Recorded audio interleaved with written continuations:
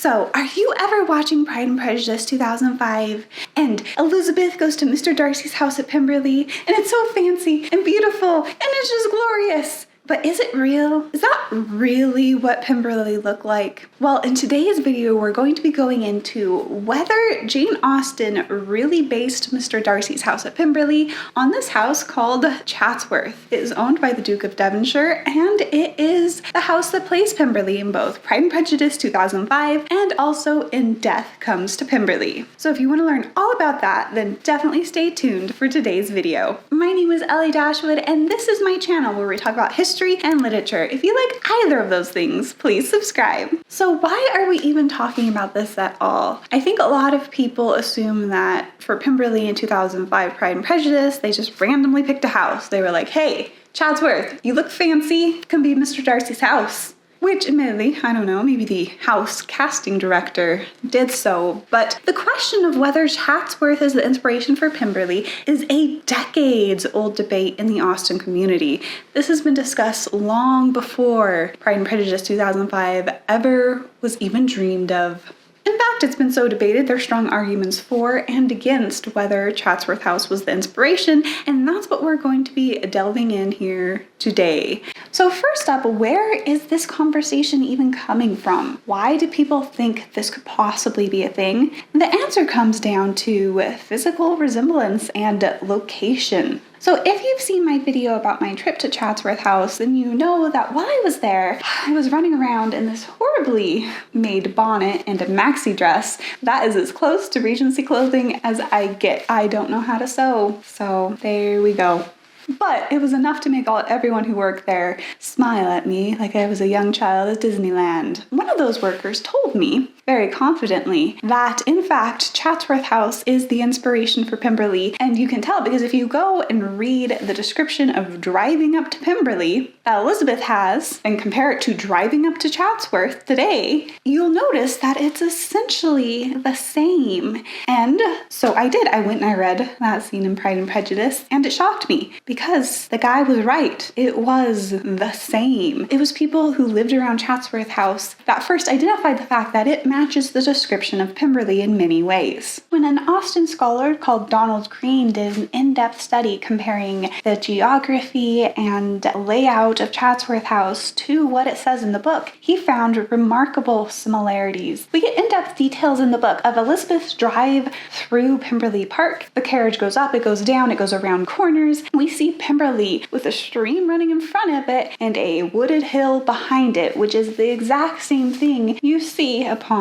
approaching Chatsworth House today. On top of it all, Chatsworth House is the only house in Derbyshire with a large enough park to even come close to the 10-mile park around Pemberley, and it is the correct distance from surrounding towns mentioned in the book. Now, when talking about the geography of Pemberley, one of the arguments against it possibly being based upon Chatsworth House is the fact that the book mentions Chatsworth House. When planning their trip into Derbyshire, Lizzie's aunt wants to see Chatsworth, but also her hometown. But the fact that it mentions Chatsworth, some people say, well, it can't possibly be the inspiration for Pemberley then, because you can't have essentially two Chatsworths in the same book. And I've heard some people say it's like how you can't have New York City in Batman because Gotham is based on New York City, which is true. Gotham is based on New York City, I've read. I'm not a Batman expert, guys.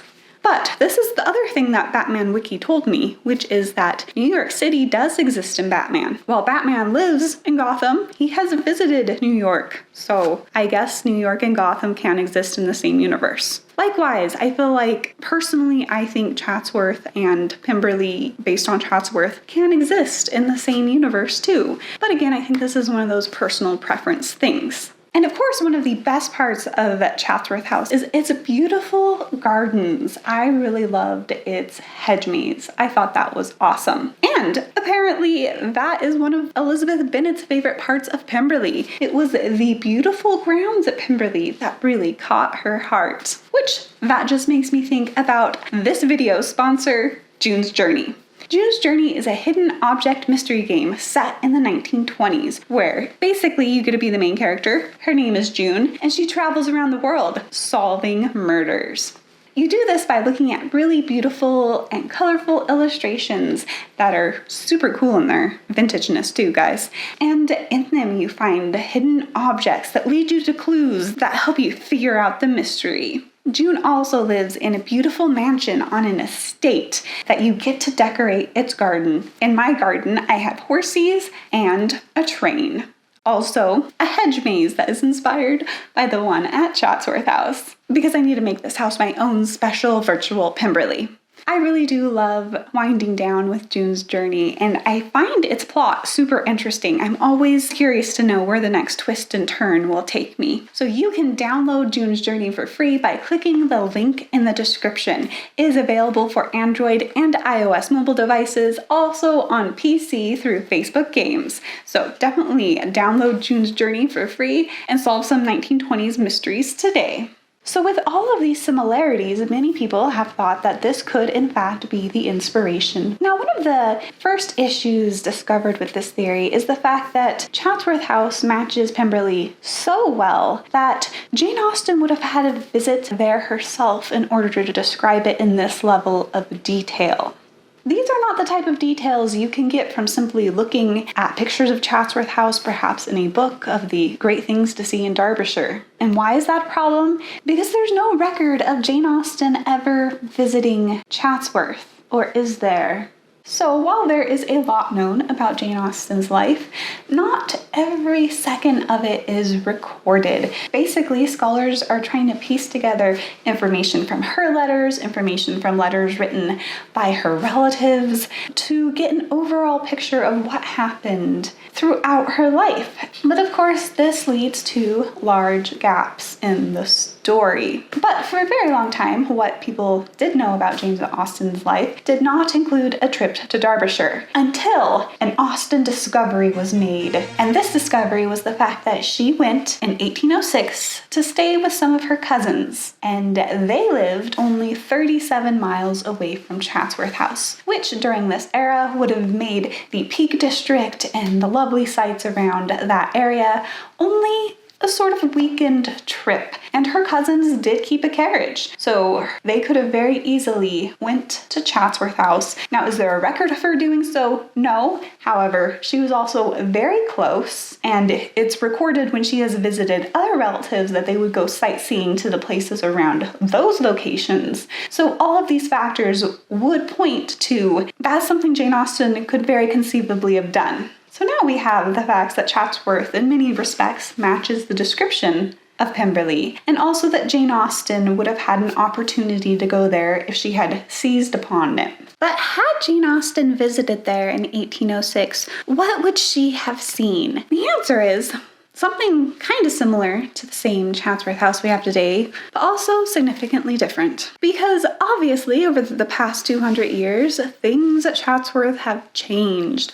One is that it has been greatly built onto. In 1806, the house would have been that classic box-shaped building that we see in Pride and Prejudice. The side of the building that Elizabeth Bennet climbs out of the carriage in front of is that old building that would have been there in Jane Austen's day. Something else to keep in mind about the original Chatsworth House structure is the fact that it's built around a courtyard, so it is hollow in the center, meaning it makes Chatsworth look bigger square footage wise than it actually is. However, after Jane Austen died, the 6th Duke went in and put this huge addition off of the back of it, which would have not been there when she visited. Also, he completely rearranged rooms in the building. He also had that fountain in the lake in front of Chatsworth installed, which would not have been there, and it was actually a great feat of engineering when it was installed, though. Another sad thing that would not have been there is the veiled Vestal Virgin statue that Elizabeth finds herself face to face with.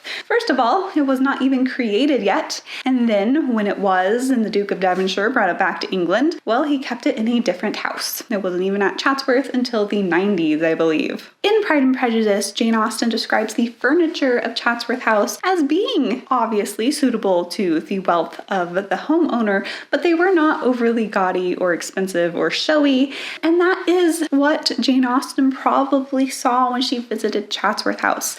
The 5th Duke would have still been the owner of the house at that time, and he and his family enjoyed spending time at their other houses more than at Chatsworth. And in fact, visitors to Chatsworth in this era said that it even looked a little bit shabby because it hadn't been kept up to the height of fashion. When the 5th Duke died, there was an inventory of both Chatsworth and the contents of their London townhouse called Devonshire House, and it was found that the contents of their London house were worth more than the contents of Chatsworth. So that was the state the house was in when Jane Austen would have visited it. Since that time, the 6th Duke went on a spending spree, buying so much stuff for Chatsworth House. Also, Devonshire House got destroyed in London because it had to be sold off to developers, and a lot of the contents of Devonshire House obviously got put into Chatsworth House. So there have been huge influxes of furniture and art and things into the house that Jane Austen would not have seen there. And of course, one of the things that would have been at Chatsworth during this time is a giant sign that says, "If you're enjoying this video, please like it," right? That was definitely something at Chatsworth. Okay, no, it really wasn't. But if you are enjoying this video, please give it a like. Thank you.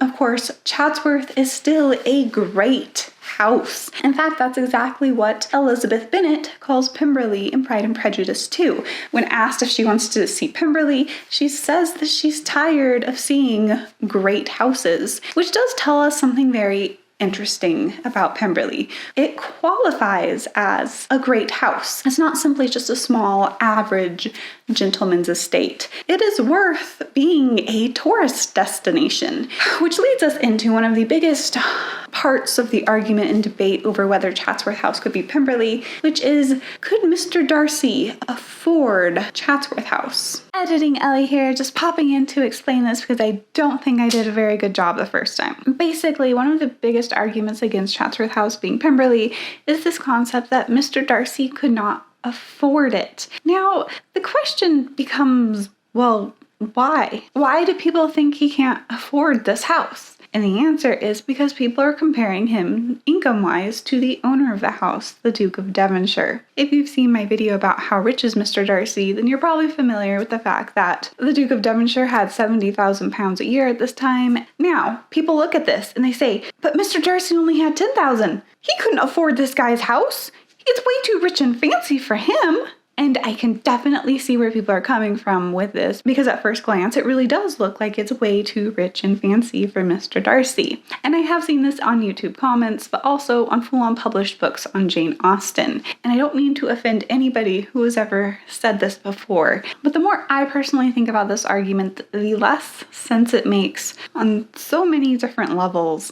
And in fact, I can only include a few of them here. So I think the first one is pretty obvious, which is the fact that the Duke of Devonshire definitely had more money, but he also had more stuff to spend money on. So as I've already mentioned, the Devonshires owned a townhouse, and that was actually a town mansion, and they spent most of their time there in London. Now, when they weren't there, their preferred other place to be was at Chiswick House, which was their grand house right outside of London. Now, when they really had to in the summer months, they would go to Chatsworth, and then they'd also go and visit their nearby great house at Hardwicke Hall. So basically, if you've noticed here, Chatsworth was just one of many great houses that the Duke of Devonshire owned. And on top of having to spend money on all of these houses, the Devonshires were trying to live the most fashionable lifestyle in London, which required a lot of money in and of itself. And all of this tells us one very important thing.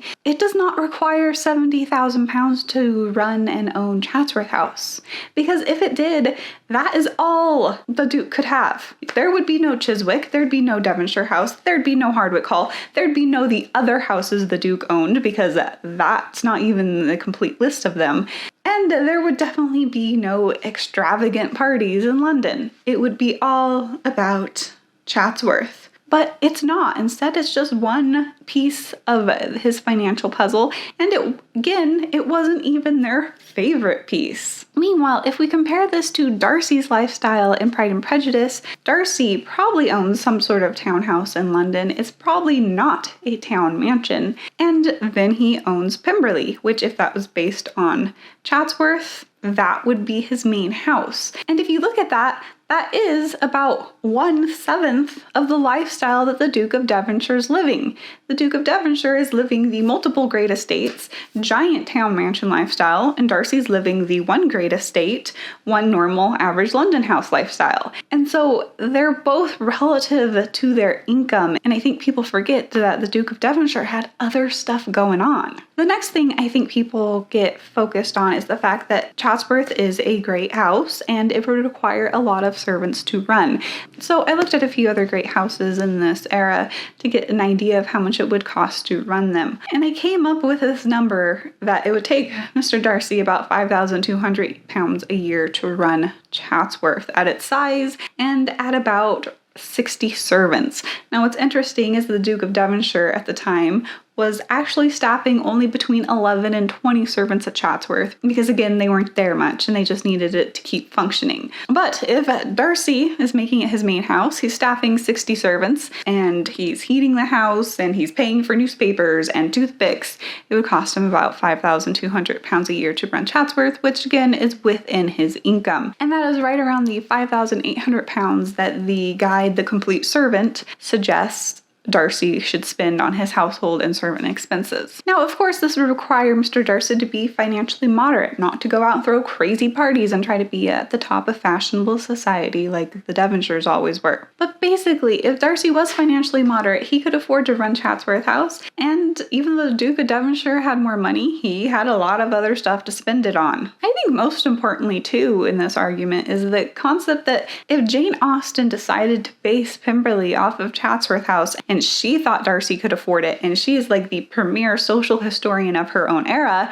then why are we questioning Jane Austen? Of anybody, she would be the one who knows whether Darcy can afford Chatsworth House or not. And if she decided yes, then I guess the answer is yes. And of course, something else to remember about Pemberley/Chatsworth House, if it is inspired by that, is the fact that it is the work of generations. And we've seen this pointed out in Pride and Prejudice itself when it says that the library is the work of generations. Clearly that art gallery is the work of generations. Basically, Mr. Darcy did not buy everything in Pemberley/Chatsworth House himself. Generations of wealth and acquisition has built up that impressive state it is in by the time Elizabeth visits. So this has been a super quick rundown of the arguments for and against Chatsworth House being the secret inspiration for Pemberley. So again, Jane Austen may have visited Chatsworth House, and it sure matches a lot of the description. It looked different during the era, and Mr. Darcy could have afforded it if he had been financially moderate. Also, New York City exists in Batman's reality. That is the more important lesson we all learned today, and that I learned from Batman Wiki, because again, not a Batman expert here. So, let me know in the comments below, do you think that Jane Austen visited Chatsworth House and was just overawed by its beauty and was like, you know what, this is going down in my book as Mr. Darcy's house. It's too awesome to leave out. Or did she just completely make up an imaginary house of awesomeness in her head? These are the deep questions of Pride and Prejudice. Anyway, thanks so much for being awesome and keep having an awesome day. Bye!